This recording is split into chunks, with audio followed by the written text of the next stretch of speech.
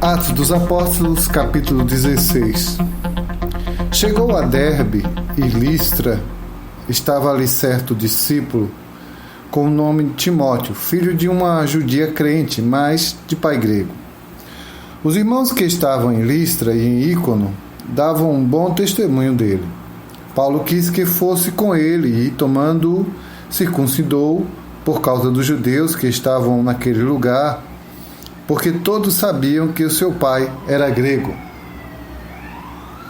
Quando as cidades entregava-lhes para serem observados os decretos que haviam sido estabelecidos pelos apóstolos e pelos anciãos de Jerusalém. De sorte que as igrejas eram fortalecidas na fé e cada dia cresciam em número. Passando pela Frígia e pela província de Galácia, foram impedidos pelo Espírito Santo de anunciar a palavra na Ásia. Quando chegaram a Mísia, tentavam ir a Bitínia, mas o Espírito de Jesus não lhe permitiu. Tendo passado pela Mísia, desceram a Traode. Paulo teve de noite uma visão em que se apresentou um homem da Macedônia que lhe rogava: passa a Macedônia e ajuda-nos. Logo depois desta visão, procuramos partir para a Macedônia, concluindo que o Senhor nos chamava para lhe anunciarmos o Evangelho. Navegando de Traode, fomos diretamente para Samotrácia e, no dia seguinte, para Nápoles.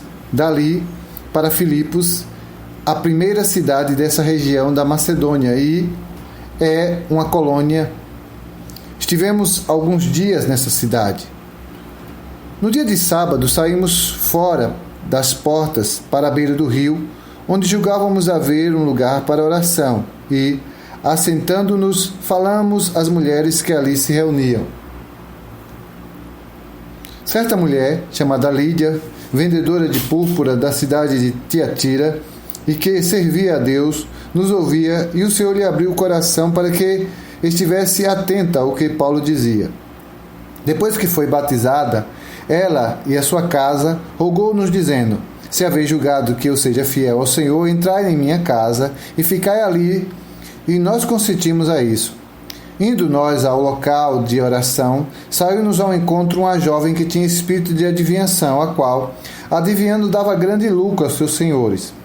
E seguindo a Paulo e a nós, clamava dizendo: estes homens que nos anunciam o caminho da salvação são servos de Deus Altíssimo.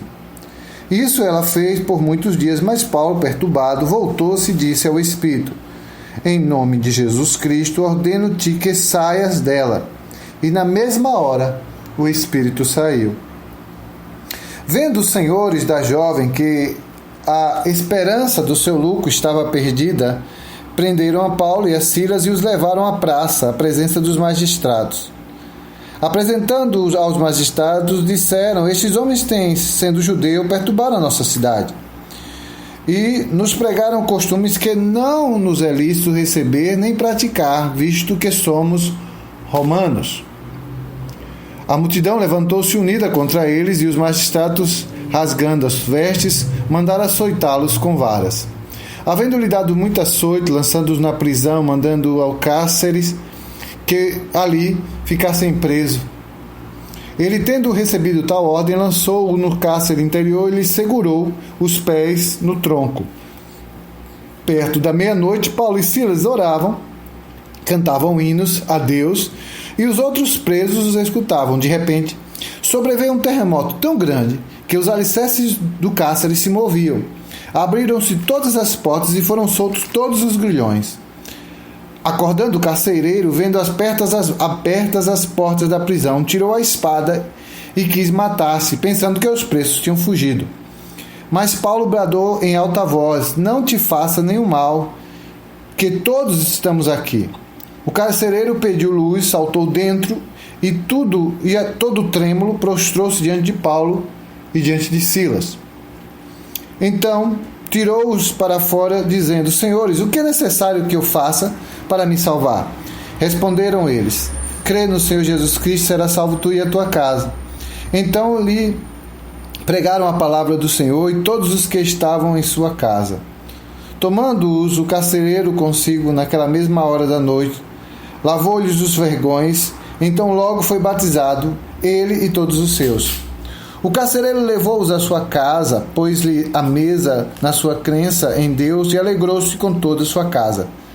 Sendo já dia, os magistrados mandaram quadrilheiros dizendo: soltai aqueles homens. O carcereiro anunciou a Paulo estas palavras, dizendo: os magistrados mandaram que vos soltasse, agora sai e ide em paz.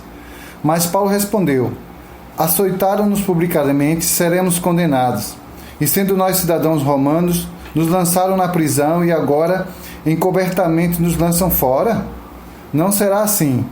Venham estes mesmos e tirem-nos para fora. Os quadrilheiros foram dizer aos magistrados essas palavras, e eles temeram, ouvindo que eram romanos. Vindo, pediram-lhe desculpas e, tirando-os para fora, rogaram que saíssem da cidade. Tendo eles saído da prisão, entraram na casa de Lídia e, vendo os irmãos, os confortaram e partiram.